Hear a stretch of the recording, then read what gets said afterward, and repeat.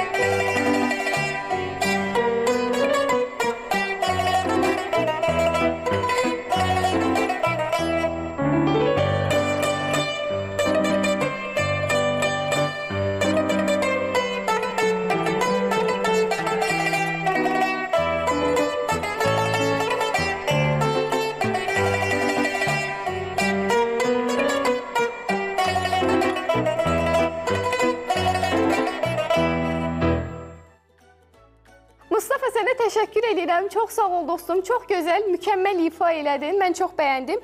Və mənə maraqlıdır ki, Mustafa, sənin musiqiyə həvəsin, marağın necə yaranıb? Dostlarımız üçün də mən düşünürəm ki, bu çox maraqlıdır. Buyur, mikrofonu götür.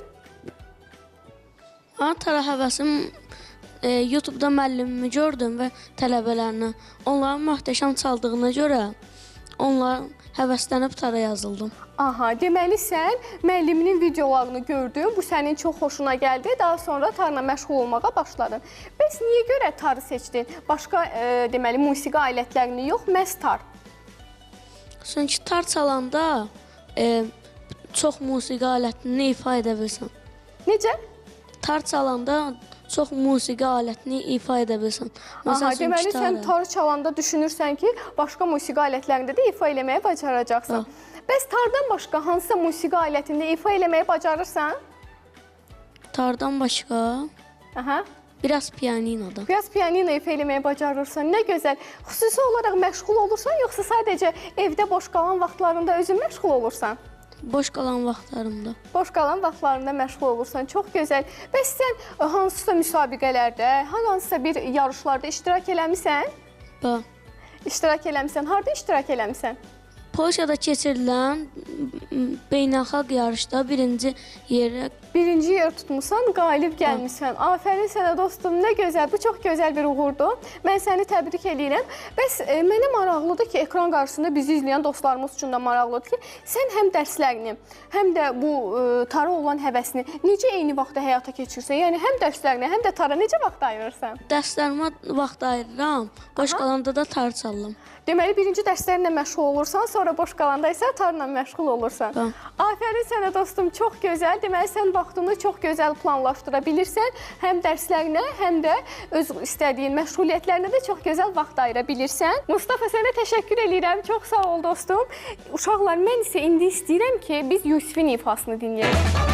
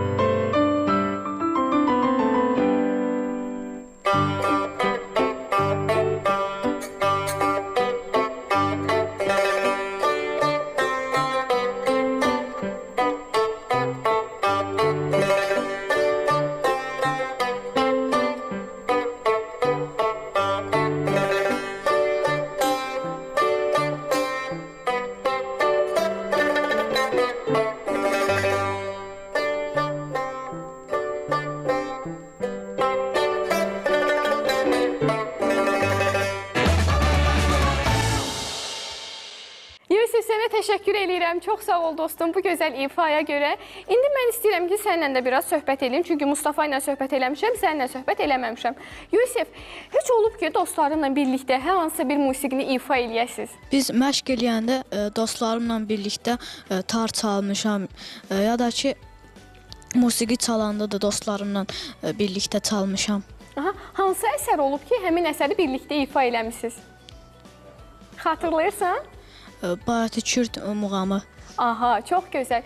Yusif, bəs sən ilk olaraq hansı musiqini ifa eləməyə başlamısan? Yəni tara yazılandan sonra ilk olaraq tarı əlinə alıb hansı musiqini ifa eləmisən?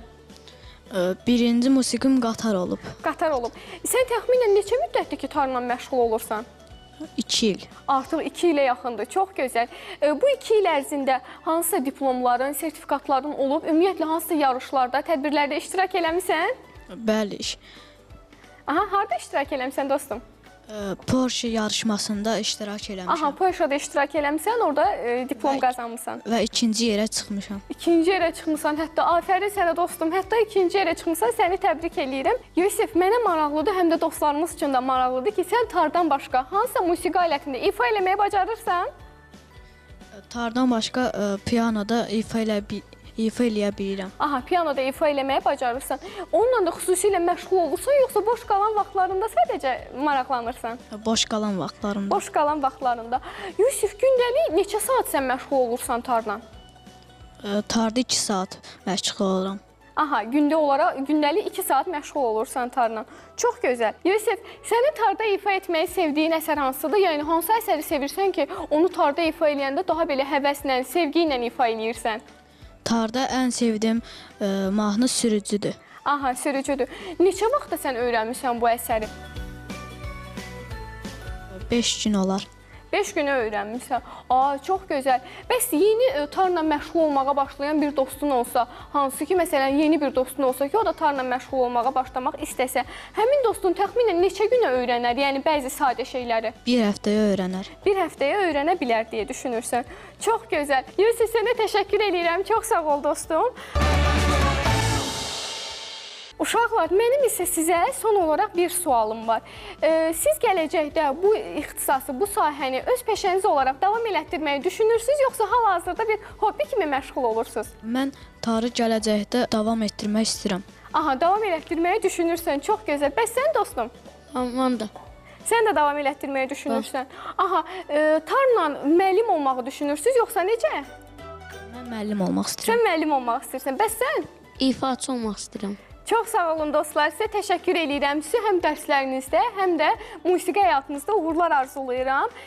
Çox sağ olun ki, dostlar gəldiniz. Sayənizdə həm gözəl musiqilər eşitdik, həm də maraqlı söhbətlər etdik. Sizinlə də sağollaşıram, əziz dostlarım. Özünüzdən müğayət olun və unutmayın ki, Xumar bacınız sizi həmişə çox sevir. Sağ olun dostlar, görüşərik.